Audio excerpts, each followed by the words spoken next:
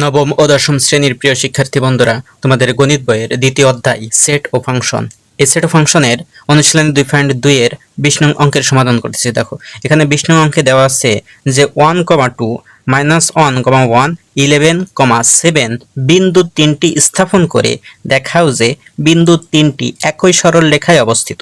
ঠিক আছে, তাহলে আমাদের এখানে প্রথমে এই ছক কাগজটা নিতে হবে।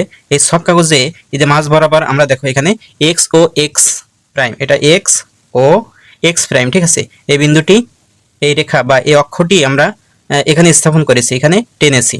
আর এটা হবে এই যে উপর বরাবর, ঠিক আছে, উপর নিচ বরাবর যে দাগটি, এটা হবে আমাদের ওয়াই ও ওয়াই প্রাইম। ঠিক আছে, এটা ওয়াই, এটা মূল বিন্দু ও, আর এটা হবে কি ওয়াই প্রাইম। তাহলে এটা আমরা টেনেছি। ঠিক আছে, তাহলে এখানে সমাধানে দেখো যে ছক কাগজের মাঝামাঝি এক্স ও এক্স প্রাইম ও ওয়াই প্রাইম, এই যে অক্ষ দুইটি টানি, তাহলে এটা আমাদের টানা হয়ে গেছে।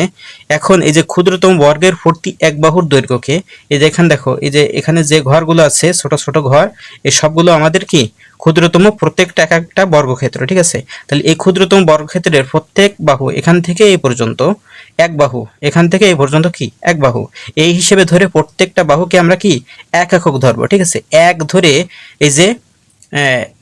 এই যে যে বিন্দুগুলো আছে এই বিন্দুগুলো স্থাপন করতে হবে। ঠিক আছে, এই যে 1,2 -1,1 আর 11,7 এই বিন্দু তিনটি আমরা এই যে ছক কাগজ আছে এখানে স্থাপন করব। ঠিক আছে, তাহলে আমরা এখানে এই ছক কাগজে এই বিন্দু তিনটি, এই যে এখানে যে বিন্দু তিনটি আছে এই বিন্দু তিনটি স্থাপন করি। ঠিক আছে, তো এখানে দেখো যে এখানে কি 1 আর 2 আছে, এই দুটোটা কি প্লাস অর্থাৎ ধনাত্মক। তাহলে আমরা এখানে এক্স অক্ষে আমরা জানি ডান দিকে কি প্লাস বা ধনাত্মক, তাহলে সেটা স্থাপন করি। দেখো এখানে দেখো আমাদের এই যে এই জায়গা থেকে 1 এই পর্যন্ত, ঠিক আছে, এই পর্যন্ত আমাদের কি 1, আর 2 হবে উপরের দিকে, ওই যে ওয়াই এর মান 2। ঠিক আছে, তাহলে এখান থেকে উপরে 2 ঘর যেতে হবে, তাহলে এখান থেকে 1 2, তাহলে এই জায়গায় হবে কি আমাদের এই বিন্দুটা এখানে স্থাপন হয়ে গেছে। ঠিক আছে, তাহলে এটা লিখে দিতে পারো যে এই যে 1,2 এই বিন্দুটা আমাদের এখানে এসেছে। ঠিক আছে, এখানে আমি কলম দিয়ে করতেছি, কিন্তু তোমরা লেখার সময়, তোমাদের পরীক্ষায় লেখার সময় তোমরা কি করবা, অবশ্যই পেন্সিল ব্যবহার করবা। ঠিক আছে, এরপরে দেখো এই যে -1 আর 1 আছে। ঠিক আছে, তাহলে এখান থেকে আমরা জানি বাম দিকে x এর মান -1, তাহলে এখান থেকে এই পর্যন্ত আসতে হবে। ঠিক আছে, এখান থেকে এই এক ঘর -1, এবার y এর মান হবে এখানে 1 +1, তাহলে এখান থেকে উপরের দিকে যেতে হবে, তাহলে এই জায়গায় হবে সেই বিন্দুটা। ঠিক আছে, তাহলে এই জায়গায় আমাদের এই যে এই বিন্দুটা স্থাপন হয়ে গেছে, তাহলে -1,1, ঠিক আছে, এই বিন্দুটা এখানে স্থাপন হয়ে গেল।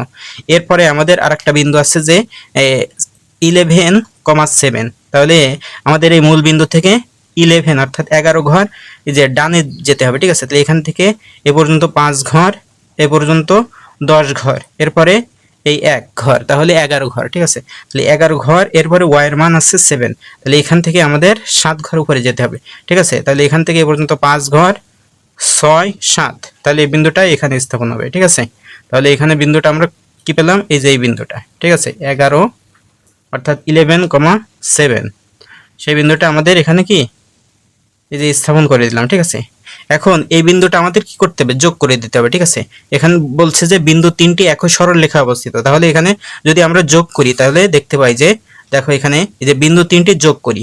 ঠিক আছে, তাহলে দেখো আমরা এখানে বিন্দু তিনটি যোগ করে দিই।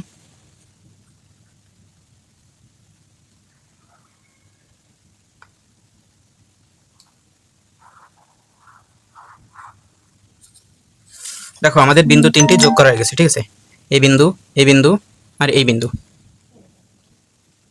তাহলে এই বিন্দুটা কি হয়েছে, আমাদের একটা সরল রেখায় অবস্থিত হয়েছে। ঠিক আছে, তাহলে আমরা এখানে বলতে পারি যে লক্ষ্য করে দেখা যায় যে লেখচিত্রে একটি সরল রেখা হয়, তাহলে এখানে একটি সরল রেখা হয়েছে, সুতরাং বিন্দু তিনটি একই সরল রেখায় অবস্থিত।